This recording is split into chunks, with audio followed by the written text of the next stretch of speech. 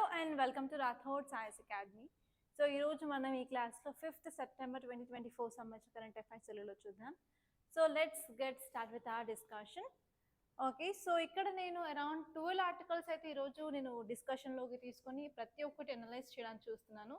And actually ఈరోజు మన ఎడిటోరియల్లో ఉన్న ఆర్టికల్స్ అన్నీ ఇంతకుముందు మనం డిస్కస్ చేసిన ఆర్టికల్సే, అసలు కొత్త ఆర్టికల్స్ ఏం లేవు. సో మీకు ప్రూఫ్తో సహా నేను చూపిస్తాను. ఓకే, సో ఇప్పుడు ఫస్ట్ ఇంపార్టెంట్ టాపిక్ వచ్చేసి నేను ఒక ఇమేజ్ అయితే తీసుకోవడం జరిగింది. సో మన ఫ్రంట్ పేజ్ ఆఫ్ హిందూలో ఒక ఇమేజ్ రావడం జరిగింది. అదేంటి అంటే మన యొక్క ఇండియా ఎయిర్ ఫోర్స్కి సంబంధించిన సూర్య కిరణ్ ఏరోబాటిక్ టీమ్ అనేది ఇక్కడ పర్ఫార్మెన్స్ అనేది చేస్తున్నారు. సో ఈ ఎక్సర్సైజ్ వచ్చేసి మనం తరంగ్ శక్తి 2024 అంటున్నాం. సో ఆల్రెడీ ఈ టాపిక్ తరంగ్ శక్తి 2024 మీద నేను ఆల్రెడీ ఒక చిన్న వీడియో రికార్డ్ చేసి ఆల్రెడీ మన యూట్యూబ్ ఛానల్లో పోస్ట్ చేయడం జరిగింది. అది మీకు చూసినట్లయితే క్లియర్ కట్గా డేటా అంతా నేను అక్కడ ఇచ్చేసాను. సో కానీ మళ్ళీ ఎందుకు నేను ఇక్కడ తీసుకుంటున్నాను అంటే ఈసారి జరిగేది ఏంటి అంటే phase 2 ఎక్సర్సైజ్ అనమాట. సో phase 1 ఆల్రెడీ జరిగిపోయింది తమిళనాడులో. ఇప్పుడు మనం phase 2 ఎక్సర్సైజ్ అనేది మనం చేసుకుంటున్నాము. సో దీని గురించి అసలు మీకు తెలియాల్సిన ఇంపార్టెంట్ థింగ్స్ అనేవన్నీ నేను ఇక్కడ చెప్తున్నాను అనమాట. సో ఫస్ట్ వచ్చేసి ఏంటంటే తరంగ్ శక్తి అనేది ఒక ఇంటర్నేషనల్ అంతర్జాతీయ ఎయిర్ ఎక్సర్సైజ్ అనమాట. సో మనకి చూసుకున్నట్లయితే మనకి మిలిటరీ ట్రయాడ్ అని అంటాం. అంటే మనకి ఎయిర్ ఫోర్స్ ఉంటుంది, ఆర్మీ ఉంటుంది, నేవీ ఉంటుంది. సో మనం డిఫరెంట్ కంట్రీస్తో మనం ఎక్సర్సైజ్ చేసినప్పుడు ఏంటి అంటే మనకి ఆర్మీ ఎక్సర్సైజ్ ఉంటాయి, నేవీ ఎక్సర్సైజ్ ఉంటాయి, అలాగే ఎయిర్ ఫోర్స్ ఎక్సర్సైజ్ అయితే ఉంటాయి. సో ఇక్కడ మీరు చూసుకోవాల్సింది ఏంటి అంటే తరంగ్ శక్తి 2024 అనేది ఎయిర్ ఫోర్స్కి సంబంధించిన ఎక్సర్సైజ్ అనమాట. సో ఈ ఎక్సర్సైజ్ ఎలా డిజైన్ చేశారు అంటే మన స్ట్రాటజిక్ రిలేషన్స్ని ఇంప్రూవ్ చేయడానికి, అలాగే మన ఇంటర్ ఆపరబిలిటీని ఇంప్రూవ్ చేయడానికి, అలాగే మన ఇండియా యొక్క ఇండిజినస్ టెక్నాలజీస్ ఏమున్నాయో పక్క దేశాలకి తెలియడానికి కూడా మనం ఇలాంటి ఎక్సర్సైజ్లో పాల్గొనడం జరుగుతుంది. సో ఈ ఎక్సర్సైజ్ అనేది 2 ఫేజ్లో నిర్వహించారు. సో ఫస్ట్ వచ్చేసి phase 1 అంటాము. అది వచ్చేసి తమిళనాడులో జరిగిపోయింది. ఎప్పుడు అంటే ఆగస్టులో. అండ్ ఈ ఎక్సర్సైజ్ అనేది చాలా ఇంపార్టెంట్. ఎందుకంటే మీరు ఇక్కడ ఏ కంట్రీస్ ఇన్వాల్వ్ అయ్యా చూసుకున్నట్లయితే మనకి ఫ్రాన్స్ ఉంది, జర్మనీ ఉంది, స్పెయిన్ ఉంది, యూకే ఉంది. సో ఈ కంట్రీస్కి ఆల్రెడీ అడ్వాన్స్ టెక్నాలజీస్ ఉన్నాయి. ఈ కంట్రీస్ అనేది ఇక్కడ పార్టిసిపేట్ చేయడం వల్ల మన యొక్క టెక్నాలజీ కూడా మనం ఎక్స్పోజ్ చేయడానికి చాలా వీలుగా ఉంటుంది. అండ్ నెక్స్ట్ వచ్చేసి ఏంటి అంటే phase 2 ఎక్సర్సైజ్ ఇప్పుడు ప్రజెంట్గా జరిగేది phase 2 అనమాట. ఎక్కడ అంటే రాజస్థాన్లో. సో ఎప్పటి నుంచి ఎప్పటి వరకు అంటే September 1st నుంచి September 14th వరకు అనమాట. సో ఇక్కడ పార్టిసిపేట్ చేసిన కంట్రీస్ ఏంటి అంటే ఆస్ట్రేలియా ఉంది, బంగ్లాదేశ్ ఉంది, గ్రీస్ ఉంది, సింగపూర్ ఉంది, యుఏఈ, యుఎస్ఏ. సో ఈ కంట్రీస్ అన్ని పార్టిసిపేట్ జరిగింది. సో ఇక్కడ మీరు ఈ ఎక్సర్సైజ్ సంబంధించిన ఇంపార్టెంట్ సిగ్నిఫికెన్స్ ఏంటి, అసలు ఇలాంటి ఎక్సర్సైజ్ ఎందుకు అంటే మన మిలిటరీ కోఆపరేషన్ని బూస్ట్ చేసుకోవడానికి, దాన్ని స్ట్రాంగ్ చేసుకోవడానికి. అండ్ అలాగే ఈ ఎక్సర్సైజ్లో ఏంటి అంటే మనం మ్యూచువల్ అండర్స్టాండింగ్ని ప్రూవ్ చేస్తాము, అలాగే మనం కోఆపరేషన్ గురించి చూసుకుంటాము, అలాగే డిఫరెంట్ స్ట్రాటజీస్ ఎలా ఉన్నాయి, సో మనం ఎలాంటి ఆపరేషన్స్ చేస్తే మనకి యూస్ఫుల్గా ఉంటుంది అవన్నీ తెలియజేయడానికి ఇది యూజ్ అవుతుంది. అండ్ నెక్స్ట్ వచ్చేసి ఏంటి అంటే ఇండియా యొక్క డిఫెన్స్ ఇండస్ట్రీని కూడా మనం షోకేస్ చేసుకోవడానికి చాలా యూస్ఫుల్గా ఉంటుంది. సో మనందరికీ తెలుసు ఇండియా ఫోకస్ చేసేది ఏంటి అంటే ఆత్మనిర్భర్ భారత్ అనమాట. సో ఆత్మనిర్భర్ భారత్ అనేది మనం సెల్ఫ్ సఫిషియెంట్గా ఉండాలి ఈ డిఫెన్స్లో కూడా అన్నట్టు మనం తీసుకురావడం జరిగింది. అండ్ ఇలా మనం ఎయిర్ ఎక్సర్సైజ్లో పార్టిసిపేట్ చేయడం వల్ల ఏంటి అంటే మనం కూడా సెల్ఫ్ సఫిషియెంట్ ఉన్నామని తెలుస్తుంది. అలాగే మన యొక్క డిఫెన్స్ ప్రొడక్షన్ ఏదైతే ఉందో దాని ఎక్స్పోర్ట్స్కి కూడా మనకి చాలా ఛాన్సెస్ ఉంటాయి. అండ్ రీసెంట్గా ఇండియాలో స్టార్ట్ అయిన ట్రెండ్ ఏంటి అంటే మన డిఫెన్స్ ఎక్విప్మెంట్స్ని కూడా మనం ఎక్స్పోర్ట్ చేయడం స్టార్ట్ చేసాము. ఫర్ ఎగ్జాంపుల్ బ్రహ్మోస్ మిసైల్ ఫిలిప్పైన్స్కి పంపించడం జరిగింది. ఓకే, సో ఇలాంటి అడ్వాన్స్మెంట్స్లో కూడా మనకి ఇలాంటి ఎక్సర్సైజెస్ చాలా యూజ్ అవుతాయి.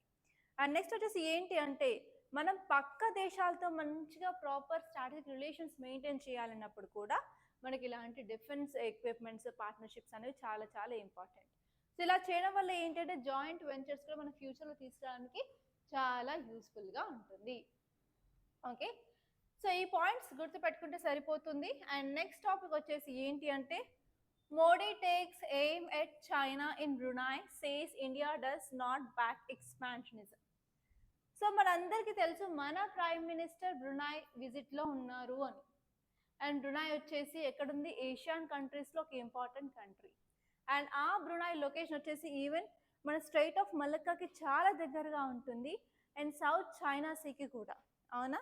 సో అందుకని అక్కడ ఏంటి అంటే మన ప్రైమ్ మినిస్టర్ ఒక స్టేట్మెంట్ అయితే ఇవ్వడం జరిగింది. అండ్ ఇలాంటి విజిట్లో మన యొక్క డిప్లొమాట్స్, మన యొక్క బ్యూరోక్రాట్స్, మన యొక్క ఇండియాకి సంబంధించిన లీడర్స్ ఎవరైనా సరే ఏ స్టేట్మెంట్స్ అని ఇచ్చినట్లయితే మనకి ఎగ్జామినేషన్ పాయింట్ ఆఫ్ వ్యూ చాలా యూస్ఫుల్గా ఉంటుంది.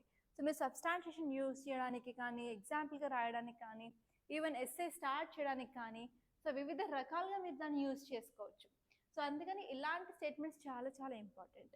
సో మన ఈ బ్రునాయ్ విజిట్లో మన ప్రైమ్ మినిస్టర్ ఏమన్నారు అంటే, మేము డెవలప్మెంట్ని సపోర్ట్ చేస్తాము కానీ ఎక్స్పాన్షనిజంని కాదు అని. ఎవరిని ఉద్దేశించుకొని ఈ స్టేట్మెంట్ ఇవ్వడం జరిగింది? ఆబ్వియస్గా చైనాను ఉద్దేశించుకొని ఈ స్టేట్మెంట్ అయితే ఇవ్వడం జరిగింది. సో మనందరికీ తెలుసు చైనా అనేది ఎక్స్పాన్షనిస్ట్ అగ్రెసివ్ పాలసీ అనేది ఫాలో అవుతుంది. ఎక్స్పాన్షనిస్ట్ పాలసీ అనేది ఫాలో అవుతుంది, అది కూడా అగ్రెసివ్గా. సో ఎక్కడెక్కడ అంటే ఫర్ ఎగ్జాంపుల్ మీరు ల్యాండ్ చూసినా సరే, ల్యాండ్ అంటే ఏంటి? Continental side. అంటే మనం ల్యాండ్ ఎక్కడైతే బౌండరీ షేర్ చేసుకుంటుందో చైనా, ప్రతి ఒక్క కంట్రీతో డిస్ప్యూట్ అయితే ఉంది. అండ్ అలాగే మ్యారిటైమ్లో అంటే వాటర్లో కూడా బౌండరీ ఫేస్ చేసుకుంటుంది కదా, సో అక్కడ కూడా డిస్ప్యూట్స్ అనేది అయితే ఉండడం జరిగింది. ఓకే, సో మీరు ఇక్కడ ఎస్పెషలీ ఫోకస్ చేయాల్సింది ఏంటి అంటే South China Sea disputes. Okay, చూసుకోవాల్సింది South China Sea dispute. Next వచ్చి China string of pearls policy. దీన్ని కౌంటర్ చేయడానికి India fish hook policy, necklace of diamonds అవి తీసుకురావడం జరిగింది. అవి ఏంటో చూసుకుంటే సరిపోతుంది. సో ఇక్కడ మీరు ఈ ఆర్టికల్ చూసుకున్నట్లయితే ఇంటర్నేషనల్ రిలేషన్స్ చాలా ఇంపార్టెంట్. అలాగే మనకి మ్యాప్ బేస్డ్గా కూడా మీకు బ్రునాయ్ ఏ కంట్రీస్తో బౌండరీ షేర్ చేసుకుంటుంది, నియర్ బై వాటర్ బాడీస్ ఏ ఉన్నాయి, సో అలా కూడా మీకు క్వశ్చన్ వచ్చే ఛాన్సెస్ చాలా ఎక్కువగా ఉన్నాయి. సో ఇక్కడ మీరు కంటెక్స్ట్ చూసుకున్నట్లయితే ఇండియా అనేది మెయిన్గా డెవలప్మెంట్ని సపోర్ట్ చేస్తుంది, ఎక్స్పాన్షనిస్ట్ పాలసీ కాదు అని చెప్పి మన ప్రైమ్ మినిస్టర్ ఈ విజిట్లో చెప్పడం జరిగిందనమాట. ఎవరిని టార్గెట్ చేస్తూ అంటే ఆబ్వియస్గా చైనాని టార్గెట్ చేస్తూ. సో ఇక్కడ మీరు కీ పాయింట్స్ చూసుకున్నట్లయితే Indian prime minister during his visit to Brunei. So Brunei విజిట్లో మన ప్రైమ్ మినిస్టర్ ఒక స్టాండ్ తీసుకొచ్చారు. ఇందులో ఏంటి అంటే అతను against expansionist policy of China అనేది చెప్పడం జరిగింది, ఎస్పెషలీ సౌత్ చైనా సీ తీసుకునే పాలసీస్. సో మనకి వాటర్లో అంటే మ్యారిటైమ్ సెక్టార్లో మనం ఫాలో అవ్వాల్సింది ఏంటి అంటే UNCLOS, United Nation Convention of Law of Seas అనమాట. సో అది ఫాలో అవ్వకుండా దాని యొక్క రూల్స్ అనేది ఫాలో అవుతుంది. ఈవెన్ ఐసీజేలో అంటే ఇంటర్నేషనల్ కోర్ట్ ఆఫ్ జస్టిస్లో జడ్జ్మెంట్ వచ్చినప్పటికీ కూడా అసలు దాన్ని గౌరవించట్లేదు చైనా అనేది అన్నట్టు ఈ ఆర్టికల్లో క్లియర్గా చెప్పడం జరిగింది. సో మీరు ఇక్కడ ఫోకస్ చేయాల్సిన పాయింట్స్ ఏంటి అంటే ఫస్ట్ వచ్చేసి స్ట్రాటజిక్ పొజిషనింగ్. సో మన ప్రైమ్ మినిస్టర్ విజిట్ అనేది చాలా చాలా ఇంపార్టెంట్. ఎందుకంటే బ్రునాయ్ స్ట్రాటజిక్ లొకేషన్లో ఉంది, ఎస్పెషల్లీ ఇండో పసిఫిక్ ఓషన్తో డైరెక్ట్గా బౌండరీ షేర్ చేసుకుంటుంది. అదే కాకుండా చోక్ పాయింట్ స్టేట్ ఆఫ్ మల్లక్కకి చాలా దగ్గరగా ఉంది. సో అందుకని కంపల్సరీ ఇండియా అనేది ఆ కంట్రీస్తో రిలేషన్షిప్ ఉండడం చాలా ఇంపార్టెంట్. అండ్ అదే కాకుండా ఈ విజిట్లో మనం కొన్ని అగ్రిమెంట్ సైన్ చేసుకున్నామని తెలుసు కదా. ఒక ఇంపార్టెంట్ అగ్రిమెంట్ వచ్చేసి స్పేస్ కొలాబరేషన్ అనమాట. సో అలా మనం ఈ కంట్రీస్తో స్పేస్ కొలాబరేషన్లో మనం ఇలా అగ్రిమెంట్స్ చేసుకున్నట్లయితే మన యొక్క capabilities, commitment for collaborative development అనేది కూడా మనం ప్రూవ్ చేసుకున్నట్టుగా ఉంటుంది. అండ్ నెక్స్ట్ వచ్చేసి ఏంటి అంటే ఎనర్జీ సెక్యూరిటీ. సో మనకి ఈ బ్రునాయ్ ఎల్ఎన్జీ సెక్యూరిటీ అండ్ ఎల్ఎన్జీ సపోర్ట్లో చాలా చాలా ఇంపార్టెంట్ కదా. ఎల్ఎన్జీ అంటే లిక్విఫైడ్ న్యాచురల్ గ్యాస్. సో ఏంటి అంటే మన ట్రెడిషనల్ ఆయిల్ ఇంపోర్ట్స్ కంటే కూడా ఎల్ఎన్జీ మీద ఫోకస్ చేయడం వల్ల మన డైవర్సిఫికేషన్ అనేది ఉంటుంది, ఎనర్జీ పార్ట్నర్షిప్. అండ్ ఈవెన్ మనం ఎనర్జీ సెక్యూరిటీని కూడా మనం ఎన్షూర్ చేయడానికి యూస్ఫుల్గా ఉంటుంది. అండ్ నెక్స్ట్ వచ్చేసి ఏంటి అంటే మనం కోడ్ ఆఫ్ కండక్ట్ని ఫాలో అవుతున్నాం. అండ్ ఎస్పెషల్లీ ప్రతి ఒక్క కంట్రీ ఇలా యునైటెడ్ నేషన్స్ సంబంధించిన అగ్రిమెంట్స్, కన్వెన్షన్స్ ఈజీగా ఫాలో అవుతున్నట్టయితే మనకి ఏంటంటే పీస్ఫుల్ రిజల్యూషన్ ఉంటుంది, మల్టీలాటరలిజం ఉంటుంది. సో మనం ఒక రూల్స్ బేస్డ్ ఇంటర్నేషనల్ ఆర్డర్ని ఫాలో అవునట్టు ఉంటుంది అని చెప్పారు. కానీ చైనా ఇది ఉల్లంఘిస్తుంది అని చెప్తున్నారు. అండ్ నెక్స్ట్ వచ్చి ఏంటంటే చైనాస్ ఎకనామిక్ ఇన్ఫ్లుయెన్స్. సో మీకు అందరికీ తెలుసు చైనా, బ్రునాయ్ ఇద్దరు లార్జెస్ట్ ట్రేడింగ్ పార్ట్నర్స్ అనమాట. సో దానివల్ల ఏంటి అంటే ఇండియాకి అండ్ బ్రునైకి చాలా ఎప్పటి నుంచో మనకి మంచి రిలేషన్స్ ఉన్నప్పటికీ కూడా ట్రేడ్ అనేది చాలా తక్కువ ఉంది. ఎందుకంటే చైనాస్ ఇన్ఫ్లుయెన్స్ అనేది చాలా ఎక్కువ ఈ రీజన్లో కనిపిస్తుంది కాబట్టి. సో దీన్ని మనం తగ్గించేసి మనం ప్రోయాక్టివ్ ఎంగేజ్మెంట్ అనేది ఇండియా అనేది ఉండాలి అన్నట్టు ఈ ఆర్టికల్ అయితే చెప్పడం జరిగింది. సో ఇక్కడ మీరు మ్యాప్ చూసినట్లయితే బ్రునాయ్ ఇక్కడ ఉందండి. బ్రునాయ్ దాని పక్కన మనకు మలేషియా ఉంది, ఇండోనేషియా ఉంది. ఇది స్ట్రైట్ ఆఫ్ మలక్కా అండి. సో పైన చూసుకున్నట్లయితే సౌత్ చైనా సీ ఉంది. సో ఇక్కడ మీరు ఇండియాకి బ్రునాయ్కి మధ్య రిలేషన్స్ చూసినట్లయితే డిప్లొమాటిక్గా ఇండియాకి బ్రునాయ్కి రిలేషన్షిప్ స్టార్ట్ అయింది 1984 సంవత్సరంలో. సో ఇప్పుడు 2024 సంవత్సరం చూసుకున్నట్లయితే కరెక్ట్గా మనం 40 ఇయర్స్ యానివర్సరీని సెలబ్రేట్ చేసుకుంటున్నాము. సో అదే కాకుండా ఈ బ్రునాయ్ అండ్ ఇండియా ఇద్దరు కామన్గా ఏ గ్రూప్లో మెంబర్షిప్స్ అంటే non alignment movement. Okay, during 1960s form అయింది కదా. అదే కాకుండా యునైటెడ్ నేషన్స్లో అండ్ నెక్స్ట్ వచ్చేసి కామన్వెల్త్లో, ఇండియాస్ యాక్టిస్ట్ పాలసీలో, ఇండో పసిఫిక్ విజన్లో, అలాగే యాక్టిస్ట్ పాలసీలో, లుకిస్ట్ పాలసీలో. సో ఇందులో ఏంటంటే ఇండియా అండ్ బ్రునాయ్ కామన్గా పనిచేయడం జరిగింది. అండ్ అదే కాకుండా బ్రునాయ్ అనేది ఒక ఇంపార్టెంట్ కీ పార్ట్నర్ అనమాట ఏషియన్ రీజన్కి సంబంధించిన కంట్రీస్లో. సో అందుకని ఏంటంటే మనం మంచి ఎంగేజ్మెంట్ చేయాలి అని అనుకుంటున్నాము. ఓకే, అండ్ నెక్స్ట్ ఆర్టికల్ చూడండి. ఇక్కడ latest ILO study links AI to dip in labour in గా. సో ఇక్కడ నిన్ననో మనం ఆర్టికల్ చదువుకున్నాం. ఏంటి అంటే మనం AIని యూజ్ చేసి కూడా ఎంప్లాయ్మెంట్ని ఇంక్రీజ్ చేయొచ్చు అని. ఒక ఎగ్జాంపుల్ చెప్పుకున్నట్లయితే BioE3 పాలసీ అనేది. ఓకే, BioE3 పాలసీలో ఎకానమీలో, ఎంప్లాయ్మెంట్, ఎన్వైరన్మెంట్ మీద ఫోకస్ చేయాలి అనుకుంటున్నాం కదా. సో ఇక్కడ ఈ ఆర్టికల్ చూసినట్లయితే ILO స్టడీ అనేది మనం AI యూజ్ చేసినప్పుడు ఇన్కమ్, లేబర్ యొక్క ఇన్కమ్ తగ్గిపోతుంది అని క్లియర్గా ఒక సర్వేలో చెప్పడం జరిగింది. సో అన్ని కాంట్రవర్సీలే కనిపిస్తున్నాయి కాబట్టి సో మీరు ఏదైనా సరే ఆన్సర్ రాసినప్పుడు బ్యాలెన్స్డ్ వేలో ఆన్సర్ రాయాల్సి ఉంటుంది. కంపల్సరీ ఒక బ్యాలెన్స్డ్ వే అనేది మీరు తీసుకురావాలి. అప్పుడే మీకు ఆన్సర్ రైటింగ్లో మంచి స్కిల్స్ ఉన్నట్టు. ఓకే, డిప్లొమాటిక్గా ఉండాలి ఎప్పుడైనా సరే. సో ఈవెన్ ఇంటర్వ్యూలోనైనా సరే, లేకపోతే ఆన్సర్ రైటింగ్లో అయినా సరే. సో ఇక్కడ మీరు కంటెక్స్ట్ రాస్తున్నప్పుడు ILO అనేది ఒక లేటెస్ట్ స్టడీ సర్వే తీసుకొచ్చింది. ఇందులో ఆర్టిఫిషియల్ ఇంటెలిజెన్స్ అనేది యూజ్ చేయడం వల్ల గ్లోబల్ లేబర్ యొక్క ఇన్కమ్ అనేది తగ్గిపోతుంది. గ్లోబల్ ఇన్కమ్ తగ్గిపోతుంది అంటే మన నిన్న ఆర్టికల్ చదువుకున్నాం ఎకనామిక్ ఇన్ఈక్వాలిటీ అనేది పెరుగుతుంది అనేది, అవును కదా. సో అలాగే ఇలా గ్లోబల్ లేబర్ ఇన్కమ్ తగ్గిపోవడం వల్ల మనకి ఇన్ఈక్వాలిటీ అనేది చాలా రెట్లు పెరిగిపోతుంది. అదే కాకుండా AI యూజ్ చేయడం వల్ల అన్ఎంప్లాయ్మెంట్ రేట్ కూడా పెరగడం జరుగుతుంది అని చెప్పడం జరిగింది. సో ఇప్పుడు మిగతా డీటెయిల్స్లోకి వెళ్ళినట్లయితే సో COVID-19 పాండమిక్ వల్ల కూడా మన సిచ్యువేషన్ అనేది చాలా చాలా బ్యాడ్గా మారింది. సో ఇక్కడ చూడాల్సిన కీ పాయింట్స్ ఏంటి అంటే అసలు AI రోల్ ఏంటి, లేబర్ ఇన్కమ్ ఎలా తగ్గుతుంది అంటే సో మనం AI యూజ్ చేసినప్పుడు ప్రొడక్టివిటీ అనేది ఆబ్వియస్గా ఇంక్రీజ్ అవుతుంది. దాన్ని బట్టి లేబర్గా మాన్యువల్గా చేసే పని చాలా తగ్గుతుంది. కాబట్టి ఎస్పెషల్లీ లో ఇన్కమ్ వర్కర్స్ మీద ఇంపాక్ట్ అనేది గట్టిగా ఉంటుంది. వాళ్ళ యొక్క లైవ్లీహుడ్ అనేది ఇంకా వర్షన్లోకి వెళ్తుంది. వాళ్ళ యొక్క లైఫ్ స్టైల్ అనేది ఇంకా తగ్గిపోతుంది అన్నట్టు చెప్పడం జరిగింది. అండ్ అదే కాకుండా AIని యూజ్ చేసుకోవడం వల్ల ఈవెన్ అన్ఎంప్లాయ్మెంట్ రేట్ అనేది చాలా రెట్లు పెరుగుతుంది అని అర్థమవుతుంది. ఎస్పెషల్లీ లేబర్ మార్కెట్లో okay artificial gap, critical gap అనేది క్రియేట్ అవుతుంది. సో ఎందుకంటే మనకు కావాల్సిన స్కిల్ అనేది పీపుల్లో ఉండదు. ఎందుకంటే మన ఎడ్యుకేషన్ అవుట్డేటెడ్ ఎడ్యుకేషన్, అదే కాకుండా ట్రైనింగ్ ప్రాపర్గా ఉండదు, స్కిల్స్ ప్రాపర్గా ఉండవు. సో ఇవన్నీ ప్రాబ్లమ్స్. అదే కాకుండా మన లేబర్ యొక్క ఇన్కంలో కూడా స్టాగ్నేషన్ అనేది ఉంటుంది. సో ఈవెన్ 2019 నుంచి కూడా ఇన్కమ్ ఆఫ్ లేబర్ అనేది తగ్గుతూ వస్తుంది. ఓకే, అందుకని ఇప్పుడు AI యూజ్ చేయడం వల్ల ఇంకా ఫర్దర్గా తగ్గుతుంది అని చెప్పడం జరిగింది. అండ్ నెక్స్ట్ వచ్చేసి ఏంటంటే COVID-19 పాండమిక్ ఇంపాక్ట్ కూడా ఉంది. దీనివల్ల కూడా మనకి లేబర్ ఇన్కమ్ అనేది తగ్గింది అని క్లియర్గా మనకి అర్థమవుతుంది అనమాట. సో ఈ పాయింట్స్ చదువుకుంటే మనకి చాలా యూస్ఫుల్గా ఉంటుంది. అండ్ నెక్స్ట్ వచ్చేసి ఏంటి అంటే ఈ రిపోర్ట్ ఏం చెప్తుంది, AIని యూజ్ చేసుకోవడం వల్ల ఇన్ఈక్వాలిటీ అనేది పెరుగుతుంది అని చెప్తుంది. సో ఇన్ఈక్వాలిటీ కూడా ఒక ఇంపార్టెంట్ కన్సర్న్ అనమాట మనకి. అండ్ నెక్స్ట్ వచ్చేసి మనం అర్జెంటుగా పాలసీ రెస్పాన్స్ అనేది తీసుకురావాలి. ఎస్పెషల్గా ఏంటంటే లేబర్ ఇన్కమ్ షేర్ని ఇంక్రీజ్ చేయడానికి చేయాలి. అలాగే కలెక్టివ్ బార్గెనింగ్ మెథడ్ని కూడా మనం తీసుకోవడానికి ట్రై చేయాలని చెప్పడం జరిగింది. అండ్ ఇంకోటి ఏంటి అంటే మనం ఇన్కమ్ ప్రాపర్గా ఉంటేనే కదా మనకి హంగర్ అయినా, పావర్టీ అయినా, ఎస్డీజీ సస్టైనబుల్ డెవలప్మెంట్ గోల్స్ని అచీవ్ చేసేది.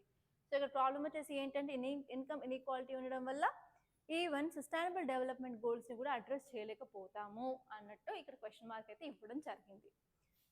సో ఇక్కడ మీరు ఇంటర్నేషనల్ లేబర్ ఆర్గనైజేషన్ గురించి కొంచెం ఫ్యాక్ట్స్ అయితే చూసుకున్నట్లయితే ILO అనేది ఒక 3 పార్టీ యునైటెడ్ నేషన్ ఆర్గనైజేషన్. ఎప్పుడు ఫామ్ అయిందంటే అరౌండ్ 1990 నుంచి ఉందండి.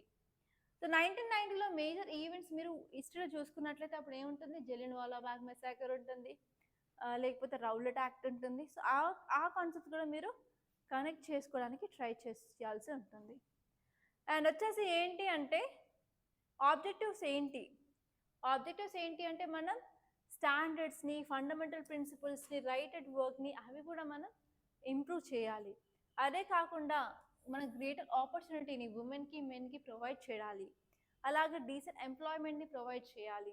అలాగే మనం coverage, effectiveness of social protection కూడా ఇంప్రూవ్ చేయాలి. అదే కాకుండా మీరు ఫంక్షన్స్ కరెక్ట్గా చూసుకున్నట్లయితే మనం పాలసీస్ తీసుకురావాలి, ప్రోగ్రామ్స్ తీసుకురావాలి వాళ్ళకి అనుగుణంగా. ఏవి తీసుకొచ్చినా కూడా ఇంటర్నేషనల్ స్టాండర్డ్స్ అనేది మనం ఫాలో అవ్వాలి. అండ్ నెక్స్ట్ వచ్చేసి ఏంటి అంటే మనం ఈవెన్ స్టేట్స్కి ఏదైనా అవసరం ఉన్నట్లయితే సోషల్గా కానీ, లేబర్ ప్రాబ్లమ్స్ కానీ, సో వాటి గురించి కూడా సజెషన్స్ ఇవ్వడం. అదే కాకుండా హ్యూమన్ రైట్స్ని కూడా ప్రొటెక్ట్ చేయడానికి ట్రై చేస్తుంది. అంటే right to work, freedom of association, collective negotiations, and next వచ్చేసి protection against forced labour, discriminations, అవన్నిటి గురించి కూడా ప్రొటెక్ట్ చేస్తుంది అనమాట. సో మీరు ఎప్పుడైనా సరే హ్యూమన్ రైట్స్ ప్రొటెక్షన్ని రాయాలి ఆన్సర్ అనుకున్నట్లయితే మీకు ఒకటే గుర్తొస్తుంది, ఏంటి, నేషనల్ హ్యూమన్ రైట్స్ కమిషన్ లేకపోతే state human rights commission. So ఆ రెండే కాకుండా ఈవెన్ మీరు ILO గురించి కూడా రాసుకున్నట్లయితే మీ ఆన్సర్ని వాల్యూ అనేది ఇంకా పెంచుకోవడానికి చాలా యూస్ఫుల్గా ఉంటుంది. ఓకే, సో ఇలా మీరు ఆన్సర్ రాయాల్సిన విధానం అనమాట. అండ్ నెక్స్ట్ టాపిక్ వచ్చేసి centre Tripura sign peace accord with insurgent groups in the state. So గత 10 సంవత్సరాలుగా అంటే ఒక డికేట్ నుంచి మన హోమ్ మినిస్ట్రీ, మన గవర్నమెంట్ ఆఫ్ ఇండియా చాలా ట్రై చేస్తుంది ఏంటంటే ఇన్సర్జెన్సీని తగ్గించడానికి నార్త్ ఈస్ట్లో ఉన్న ప్రాబ్లం ఏంటి అంటే ఇన్సర్జెన్సీనే. సో దీన్ని తగ్గించడానికి చాలా ట్రై చేస్తుంది. అండ్ మనకి ఒక 10 సంవత్సరాలుగా ట్రై చేస్తుంటే థర్డ్ టైం అనమాట మన గవర్నమెంట్ త్రిపుర యొక్క ఇన్సర్జెంట్ గ్రూప్స్ అగ్రిమెంట్ తీసుకురావడం. ఓకే, సో మీకు ఇక్కడ చూసుకోవాల్సిన కాన్సెప్ట్స్ ఏంటి అంటే అసలు ఎందుకు ఇక్కడ నార్త్ ఈస్ట్లో ఇన్సర్జెన్సీ ప్రాబ్లం ఉంది, ఆ ఇన్సర్జెన్సీ ప్రాబ్లం వల్ల ఎందుకు, అసలు కాజెస్ ఏంటి, రీజన్స్ ఏంటి, అండ్ నెక్స్ట్ వచ్చేసి దానివల్ల ఇంపాక్ట్ ఏముంటుంది. ఓకే, ఇవే కాకుండా మీరు ఇక్కడ చూసుకోవాల్సింది ఆఫ్స్పా, armoured forces special police act. So రీసెంట్గా దాని త్రిపురాల నుంచి తీయడం జరిగింది, 2015లో తీసేశారు అనమాట ఆఫ్స్పా త్రిపుర నుంచి. సో అసలు ఈ ఆఫ్స్పా అంటే ఏంటి, ఎవరికి ఎక్కువ పవర్ ఉంది, ఓకే, సో అదంతా మీరు చూసుకోవాల్సిన విషయాలు అనమాట. సో మర్చిపోవద్దు అసలు. సో ఇక్కడ మీరు కంటెక్స్ట్ చూసినట్లయితే so central government, Tripura government, NLFT, ATTF అనే ఈ 4 ఆర్గనైజేషన్స్ మధ్యలో అగ్రిమెంట్ అనేది కుదిర్చారు. ఈ అగ్రిమెంట్లో ఏంటి అంటే 300 పైగా ఇన్సర్జెంట్స్ అనేవి వాళ్ళు వాయిలెన్స్ని వదిలేసేసి ఇప్పుడు ఏంటి అంటే మెయిన్ స్ట్రీమ్ సొసైటీతో కలిసిపోతామన్నట్టు ఈ అమెండ్మెంట్ అనమాట ఆర్ అగ్రిమెంట్. సో ఈ అగ్రిమెంట్ అనేది డెవలప్మెంట్ మీద కూడా ఫోకస్ చేస్తుంది. ఎస్పెషలీ త్రిపుర నార్త్ ఈస్ట్కి సంబంధించిన స్టేట్లో వాళ్ళు డెవలప్మెంట్ ఫోకస్ చేస్తున్నారు. అండ్ యాక్చువల్లీ ఇక్కడున్న NLFT, ATTF అనేది ఇన్సర్జెంట్ గ్రూప్స్ అనమాట. సో వాళ్ళు పీస్ ప్రాసెస్లో కూర్చోవడం జరిగింది. ఇది థర్డ్ పీస్ ప్రాసెస్ అనమాట. సో ఇక్కడ మీరు ఇంపార్టెంట్ పాయింట్స్ చూస్తున్నట్లయితే మనం దేని మీద ఫోకస్ చేస్తున్నాము, పీస్ అండ్ ఇంటిగ్రేషన్. సో ఇలాంటి మూవ్స్, గవర్నమెంట్ తీసుకున్న మూవ్స్ చూస్తున్నట్లయితే కంపల్సరీ మనం పీస్ మీద ఫోకస్ చేస్తున్నాము, అలాగే యూనిటీ మీద ఫోకస్ చేస్తున్నాము, స్టెబిలిటీ మీద ఫోకస్ చేస్తున్నాము అని అర్థమవుతుంది. అండ్ నెక్స్ట్ వచ్చేసి గవర్నమెంట్ అనేది చాలా కమిటెడ్గా ఉందన్నమాట, డెడికేషన్తో ఉంది, డెవలప్మెంట్ చేయాలి అని చెప్పి ఈవెన్ ఫండ్స్ కూడా అలాట్ చేయడం జరిగింది.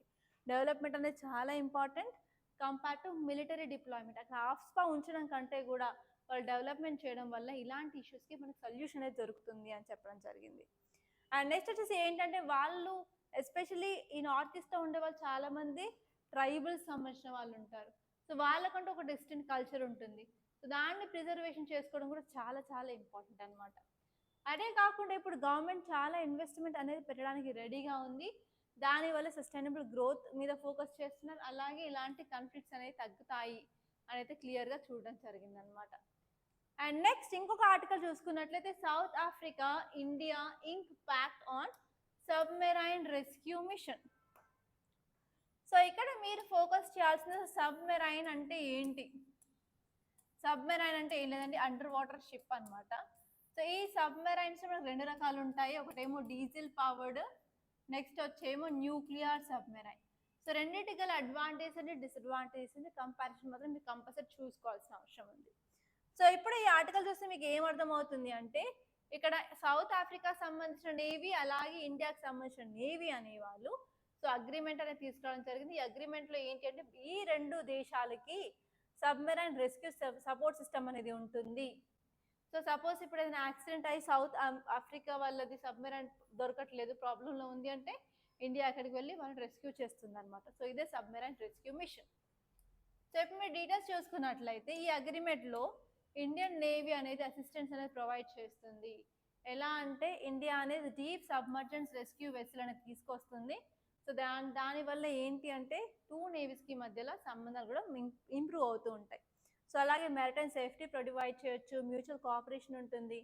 సో ఇప్పుడు ఈ సబ్మెరైన్ రెస్క్యూ సిస్టమ్ ఏముంటుంది అంటే సో ఇది ఒక వెజిల్ అనమాట. ఇందులో మనకి రిమోట్ ఆపరేషన్ చేసే వెహికల్ ఉంటుంది, అలాగే సోనార్ టెక్నాలజీ ఉంటుంది అండ్ రిలేటెడ్ ఎక్విప్మెంట్ ఉంటుంది, డిఫరెంట్ ఛాంబర్స్ ఉంటాయి, అలాగే హైపర్ బ్యారిక్ మెడికల్ ఎక్విప్మెంట్ ఉంటుంది. అంటే సబ్మెరైన్లో ఉన్న పీపుల్కి ఏదైనా హాని జరగకుండా అక్కడ మెడికల్ ఫెసిలిటీస్ కూడా ఉండడం జరుగుతుంది అనమాట.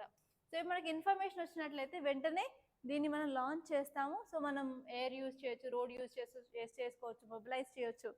చేసిన తర్వాత రీచ్ అయిన తర్వాత అరౌండ్ 1 కిలోమీటర్ వరకు ఎక్కడుంది సబ్మెరైన్ అని తెలుసుకోవడానికి మనకి సోనార్ రేడియేషన్ అనేది చాలా యూస్ఫుల్గా ఉంటుంది అని చెప్పడం జరిగింది. అండ్ నెక్స్ట్ ఇంపార్టెంట్ టాపిక్ వచ్చేసి 90% projects under smart cities mission completed. So ఇక్కడ ఏంటి అంటే ఒక ఇంపార్టెంట్ స్కీమ్ గురించి చెప్పడం జరిగింది, స్మార్ట్ సిటీస్. అసలు దేన్ని స్మార్ట్ సిటీస్ అంటారు మీకు తెలుసా? అసలు స్మార్ట్ సిటీ అనాలి అంటే దానికి ఒక క్రైటీరియా ఏంటి, అవన్నీ మీరు కంపల్సరీ తెలుసుకోవాలి. అండ్ ఈ స్కీమ్లో ఏంటి అంటే 90% ఆఫ్ ప్రాజెక్ట్స్ అన్నీ కంప్లీట్ అయిపోయాయి, ఓన్లీ 10% మాత్రమే కంప్లీట్ అవ్వలేదు. దానికి గల రీజన్స్ ఏంటి? ఈ టాపిక్ వచ్చేసి గవర్నెన్స్ చదువుకుంటాం అనమాట. సో ఇక్కడ మీరు ఈ ఆర్టికల్ చూసినట్లయితే more than 90% projects smart city మిషన్లో ఉన్నవి ఏంటంటే కంప్లీట్ అయిపోయాయి. దానివల్ల క్వాలిటీ ఆఫ్ లైఫ్ ఇంప్రూవ్ అయింది అర్బన్ ఏరియాస్లో. అలాగే దీన్ని ఇంప్లిమెంట్ చేసి ఎవరు అంటే housing and urban ministry, urban affairs ministry. So మిగతా 10% ఎందుకు కంప్లీట్ కాలేదు అంటే ఆ స్టేట్లో నార్మల్గా ల్యాండ్ ఎక్విజిషన్ ఛాలెంజెస్ ఫేస్ చేశారు, అలాగే డిఫరెంట్ డిపార్ట్మెంట్స్ వాళ్ళు క్లియరెన్సెస్ ఇవ్వలేదు, కన్స్ట్రక్షన్ ఎస్పెషల్లీ ఇన్ హిల్లీ ఏరియాస్లో ఉంది. సో అలాంటి ప్రాబ్లమ్స్ ఉన్నప్పుడు డిలే అయ్యింది అని చెప్పడం జరిగింది. సో ఇక్కడ ఈ స్మార్ట్ సిటీస్ మిషన్ వచ్చేసి ఒక ఇంపార్టెంట్ స్కీమ్ అనమాట. ఎప్పుడు లాంచ్ చేయడం జరిగింది? 2015లో లాంచ్ చేయడం జరిగింది. ఇక్కడ వచ్చేసరికి ఇంపార్టెంట్ ఎయిమ్ వచ్చి 100 సిటీస్ని మనం ఇంప్రూవ్ చేయాలి, especially core infrastructure, clean sustainable environment, decent quality of life, smart solution తీసుకురావాలన్నట్టు చెప్పడం జరిగింది. అండ్ ఈ స్కీమ్లో వచ్చేసరికి మన క్వాలిటీ ఆఫ్ లైఫ్ని ఇంప్రూవ్ చేయాలి. ఎలా అంటే sustainable and inclusive development. And objectives చేసరికి మనం కోర్ ఇన్ఫ్రాస్ట్రక్చర్ని ప్రొవైడ్ చేయాలి, డీసెంట్ క్వాలిటీ ఆఫ్ లైఫ్ని ప్రొవైడ్ చేయాలి, క్లీన్ అండ్ సస్టైనబుల్ ఎన్వైర్న్మెంట్ని ప్రొవైడ్ చేయాలి, సస్టైనబుల్ అండ్ ఇంక్లూజివ్ డెవలప్మెంట్ని ఫోకస్ చేయాలి, అండ్ రిలయబుల్ మోడల్ని కూడా మనం తీసుకురావాలి. సో ఈ క్వాలిటీస్ అన్నీ ఉండాలన్నమాట. ఫర్ ఎగ్జాంపుల్ ఆ ఒక్క ఏరియాలో మనకి ప్రాపర్గా ఈ గవర్నెన్స్ సిస్టమ్ ఉండాలి, సిటిజన్ సర్వీసెస్ ఉండాలి, పబ్లిక్ గ్రీవాన్స్ సంబంధించి ఉండాలి, సిటిజన్ ఎంగేజ్మెంట్ ప్రాపర్గా ఉండాలి, అలాగే వీడియో క్రైమ్ మానిటరింగ్ అనేది చేయాలి. అండ్ నెక్స్ట్ వచ్చేసి ఏంటంటే వేస్ట్ మేనేజ్మెంట్ మీద మనం ఫోకస్ చేయాలి, వేస్ట్ టు ఎనర్జీ కానీ, వేస్ట్ టు ఫ్యూయల్ కానీ, వేస్ట్ టు కంపోస్ట్ కానీ. అండ్ నెక్స్ట్ వాటర్ మేనేజ్మెంట్ ప్రాపర్గా ఉండాలి, మనకి స్మార్ట్ మీటర్స్ ఉండాలి, వాటర్ మేనేజ్మెంట్ ఉండాలి, లీకేజ్ ఎక్కడైనా అవుతుందా ఐడెంటిఫై చేయాలి, prevention, maintenance, water quality monitoring ఇవన్నీ ఉండాలి. అండ్ ఎనర్జీలో కూడా మనకు స్మార్ట్ మీటర్స్ అనేవి ఉండాలి, రెన్యూవబుల్ సోర్స్ ఆఫ్ ఎనర్జీ ఉండాలి, ఎనర్జీ ఎఫిషియన్సీ ఉండాలి, అర్బన్ మొబిలిటీలో smart mobility, smart parking, intelligence traffic management, అదే కాకుండా telemedicine, tele education, incubation, skill development centres, ఇవన్నీ మనకు ఆ సిటీలో ఉంటే మనం దాన్ని స్మార్ట్ సిటీ అని అంటాం అనమాట. సో ఇంతకుముందు చెప్పినట్టు ఈరోజు వచ్చిన ఆర్టికల్లో ఉన్న టాపిక్స్ అన్నీ ఇంతకుముందు మనం డిస్కస్ చేసినవి ఒకసారి నేను చూపిస్తాను. సో మీరు కూడా అవును నిజమే అని రియలైజ్ అవుతారు. సో ఏంటి అంటే world bank growth prognosis for India mood some policy shifts. So ఇప్పుడు ఏంటంటే రీసెంట్గా ఇన్న పేపర్లో వరల్డ్ బ్యాంక్ అనేది గ్రోత్ ప్రొజెక్షన్స్ తీసుకొచ్చింది అని చదువుకున్నాం. సో ఇంతకుముందు 6.6% మాత్రమే అని చెప్పిన గ్రోత్ కాస్త ఇప్పుడు 7%కి ఇంక్రీజ్ చేసింది. ఎందుకు, దాని గురించి మనం క్లియర్గా చదువుకున్నాం. అండ్ నెక్స్ట్ వచ్చేసి మనం ఈ ఆర్టికల్ ఏంటంటే సబ్ క్లాసిఫికేషన్ ఆఫ్ ఎస్సీస్ అండ్ ఎస్టీస్. సో రీసెంట్గా సుప్రీంకోర్టు అని జడ్జ్మెంట్ ఇచ్చింది ఏంటంటే ఈవెన్ ఎస్సీ ఎస్టీస్లో కూడా మనం ఓబీసీ క్రీమీ లేయర్ లాగా ఇక్కడ క్రీమీ లేయర్ తీసుకురావచ్చు అని. సో దానికి సపరేట్గా నేను వీడియో కూడా రికార్డ్ చేశాను. So around 10 to 15 minutes video ఉంటుంది, సిరీస్ ఆఫ్ కేసెస్ ఉంటాయి. సో మీరు దాన్ని చూసి మీకు క్లియర్ కట్గా అసలు ఐడియా అనేది వస్తుంది. సో ఇక్కడ మీరు అడ్వాంటేజ్ డిసడ్వాంటేజ్ చూసుకోవాలి అంతే. అండ్ నెక్స్ట్ టాపిక్ వచ్చేసి డెత్ ఫర్ రేప్. సో నిన్న ఏంటంటే వెస్ట్ బెంగాల్లో బిల్ పాస్ అయింది అనుకున్నాం కదా. ఆ బిల్ ఏంటి, Aparajita women and child West Bengal criminal law amendment bill. So ఆ బిల్ చూసుకొని మనకు అడ్వాంటేజ్ డిసడ్వాంటేజెస్ ఏంటో చూసుకుంటే సరిపోతుంది. అండ్ నెక్స్ట్ వచ్చేసి ఏంటి అంటే ఇక్కడ హిమాచల్ ప్రదేశ్ అనేది age for marriage for women అనేది ఇంక్రీజ్ చేశారు 18 నుంచి 21 ఇయర్స్కి. అలా 18 నుంచి 21 ఇయర్స్కి పెంచడం వల్ల మనకి ఏంటి ఫండమెంటల్ రైట్స్, రైట్ టు ఈక్వాలిటీని ప్రమోట్ చేయొచ్చు, అలాగే డిస్క్రిమినేషన్ని కూడా మనం తీసేయొచ్చు అన్నట్టు మనం తెలుసుకోవచ్చు. అండ్ నెక్స్ట్ వచ్చేసి ఏంటి అంటే ఒకటి ఇంపార్టెంట్ ఆర్టికల్ ఉంది, అది ఏంటి అంటే what do we know about ANIIDCO. So ఇదేంటంటే Andaman and Nicobar development corporation గురించి అనమాట. సో మనందరికీ తెలుసు ఏంటంటే రీసెంట్గా గవర్నమెంట్ ప్రపోజ్ చేసింది నికోబార్ ఐలాండ్స్లో డెవలప్మెంట్ కోసం. అది వచ్చేసి ఏంటి అంటే ట్రాన్స్షిప్మెంట్ పోర్ట్ కానివ్వండి, గ్రీన్ఫీల్డ్ ఎయిర్పోర్ట్ కానివ్వండి, టూరిజం అయినా సరే, టౌన్షిప్ ప్రాజెక్ట్స్ అయినా సరే. సో అక్కడ దాని వల్ల అడ్వాంటేజ్ ఏంటి, డిసడ్వాంటేజ్ ఏంటి చూసుకుంటే సరిపోతుంది. సో ఈ ఆర్టికల్స్ అన్నీ ఇంతకుముందు చదువుకున్న పాత ఆర్టికల్స్, పాత సిలబస్లో రోజు నేను చెప్తూనే ఉన్నాను. సో జస్ట్ వాటి గురించి రీకాల్ చేసుకొని రివిజన్ చేసుకుంటే సరిపోతుంది. సో ఇవ్వండి ఈరోజు మన న్యూస్ పేపర్ వచ్చిన ఇంపార్టెంట్ ఆర్టికల్స్. సో ఇంతటితో నేను ముగిస్తున్నాను. So please do like the class and share the class. And తప్పనిసరిగా మన ఈ channel Usha ma'am Rathod IAS academy ఛానల్ని సబ్స్క్రైబ్ చేసుకోండి. Thank you for watching. Thank you guys.